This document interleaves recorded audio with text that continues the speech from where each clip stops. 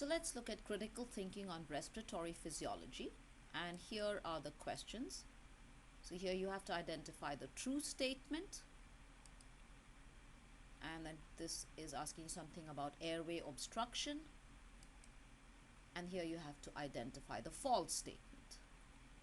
So let's go to the first one, where it tells you that transection of the spinal cord above C3 spinal segment paralyzes only the diaphragm. Now if you look at this, and let's take this as the spinal cord, and let's say these are the cervical segments, with this being C3 and C5, from where the diaphragm, the phrenic nerve emerges to supply the diaphragm. Then, from here are the thoracic segments. So here are all the intercostal nerves which come out. And then, lower down you have the lumbar segments from which nerves come out to supply the muscles of the lower limb. And actually up here you have nerves coming out to supply muscles of the upper limb. Now if the transection occurs, transections means when you cut right across. So you cut right across like this. What will happen is that information from the brain will no longer be able to go to the spinal cord, to all the segments of the spinal cord below C3. So of course the phrenic nerve will not get the information, hence the diaphragm will be paralyzed. But as you can see from here, not only will the diaphragm be paralyzed, but all muscles which get their nerve supply from all these segments, which include muscles of the upper limb and of course these intercostal muscles which get it from the intercostal nerves, they also will be paralyzed. Hence this statement is not true. So this is not a true statement. Let's look at the next one, which talks of scoliosis, which is a vertebral column deformity, and it says it will affect lung compliance primarily. Now compliance is of two types. One is lung compliance and one is chest wall compliance. Lung compliance depends primarily on the elastic tissue which is present in the lungs, in the interalveolar septae, the elastic tissue up there. And so chest, if there is a vertebral column deformity, that's not going to affect the elastic tissue of the lungs. Instead, what it's going to affect is chest wall compliance, because imagine if this is the normal thoracic cage and the vertebral column is in the center, the chest wall will be able to expand and contract normally. On the other hand, if we have scoliosis and say the vertebral column is deformed this way, so you can see the chest wall also gets deformed. So then this is going to affect the movement of the ribs, because they are not properly because of the way the vertebral column is. So it is going to affect chest wall compliance and not lung compliance. Hence, this also is not a true statement. Let's look at the third one, which says during inspiration, air enters the lungs as the volume increases. So during inspiration, it's saying the volume increases while pressure decreases because it's less than the atmospheric pressure.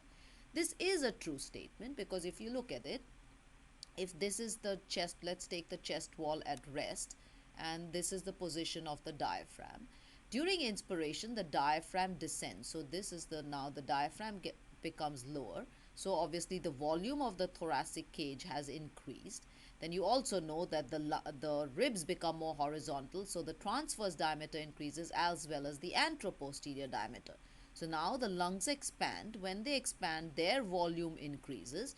When volume increases, pressure automatically decreases, because we remember this from that law which says volume is inversely proportional to pressure.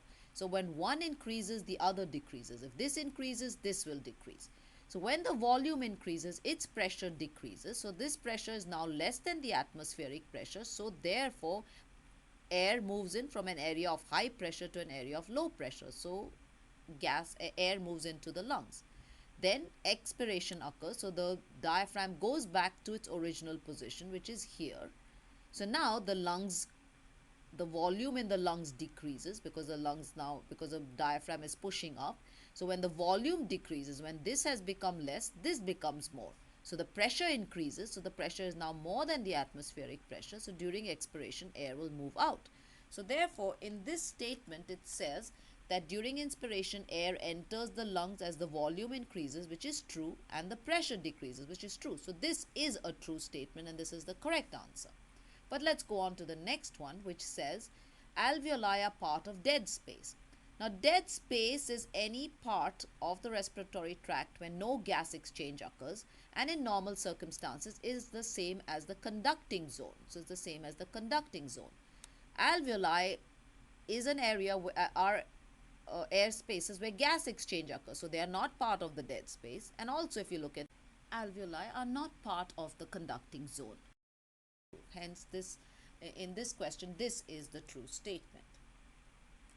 Now let's go to the next one, where it asks you, what is the cause of airway obstruction in bronchial asthma? So let us look at the first one. Whenever there is obstruction, so you see, you look at the bronchioles, and these, suppose I draw a bronchiole like this.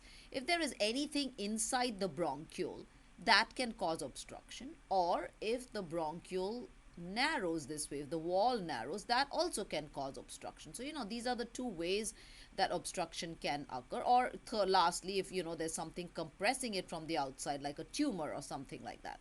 So those are the three possible ways that obstruction can occur. So let's look at the first choice, which says foreign bodies present in the bronchi.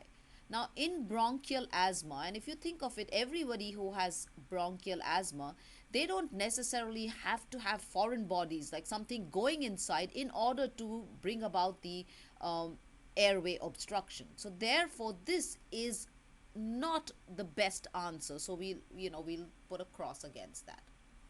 Let's look at this one. Constriction of smooth muscle of the bronchioles.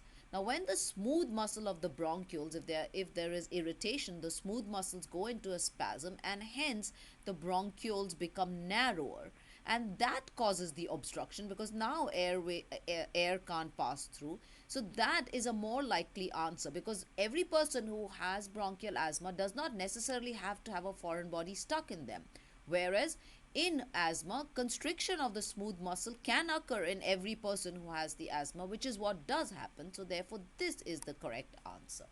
And if you look at the other choices, ischemia of the bronchioles. If there is ischemia, that's not going to cause constriction. Instead, what will happen? The muscle there will die.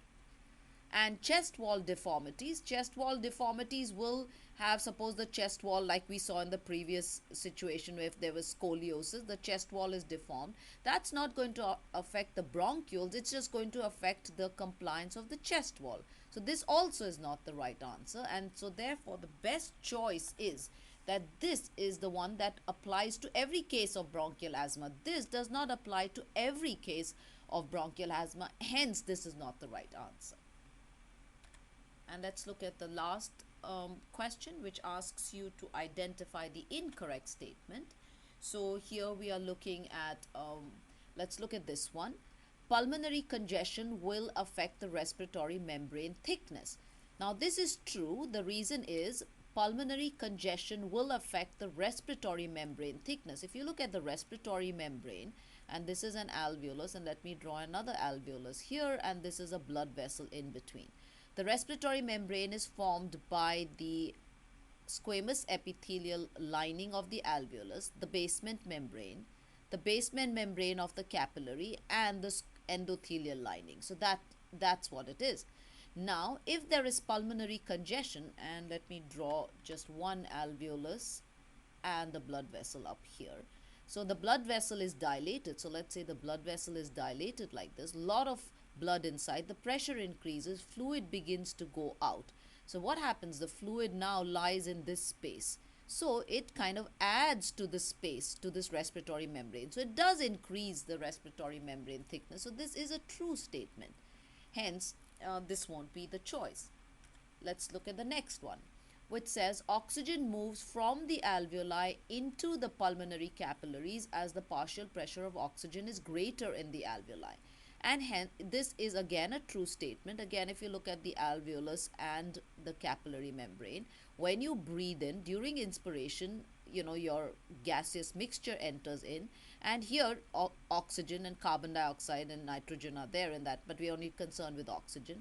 The partial pressure of oxygen is more. There is more oxygen in the inspired air. So the partial pressure in the alveolus of oxygen is more. Let's look at the blood which is flowing in these capillaries. This blood is coming from the right side of the heart. It's deoxygenated blood, so it has more carbon dioxide. So the partial pressure of carbon dioxide is more in the alveolar capillaries, and the partial pressure of oxygen is more in the alveoli. So therefore oxygen moves into the capillaries and carbon dioxide moves out of the capillaries. When it moves out of the capillaries into the alveolus, this is then expired. This oxygen moves into the capillaries, and these capillaries then become the pulmonary veins, and then they go to the heart, into the left side of the heart. So therefore this also is a true statement. So this isn't the right choice. Let's look at this one. If alveoli in a certain area of the lung are not properly ventilated, blood is diverted to areas with better ventilated alveoli. And if you think of it logically, if there's an alveolus which is really small and there's a capillary up here, there's no point in this capillary being dilated and having a lot of blood flowing, because the exchange is not going to be much. Instead, if there is an alveolus which is well ventilated, what will happen is that you want to divert the blood from here. So here it will constrict, but in this area the capillaries will dilate, so that gas exchange can occur in a proper manner. And this is what is called the ventilation perfusion ratio. So this again is a true statement. And let's look at the last statement, which says, it is not possible to hold your breath indefinitely as your muscles are not conditioned. Now this is not correct, because you're not able to hold your breath indefinitely, not because of your muscles, but because the carbon dioxide levels keep increasing in your blood. And when they keep increasing, carbon dioxide is the most powerful respiratory stimulant. It goes and stimulates the respiratory center, and that makes you inspire. So you can't hold your breath indefinitely because the levels of carbon dioxide increase, and that's the most powerful respiratory stimulant. So therefore that is the right choice for this. So this one is the right choice for this question.